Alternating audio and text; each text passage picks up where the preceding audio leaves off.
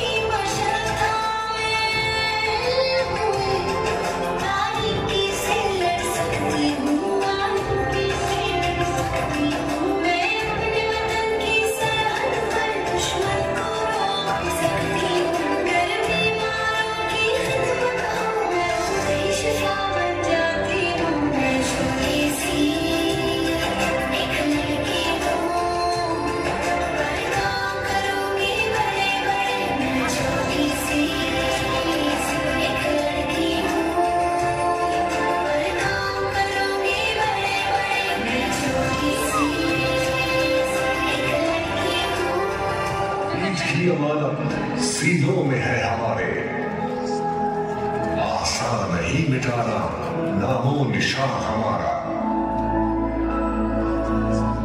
बातिल से दबने वाले है आसमान नहीं हम, 100 बार कर चुका है तू इम्तिहान हमारा। ऐ पाक तेरी हुर्मत पे कट मरे हम, खून तेरी रगों में अब तक रवा हमारा।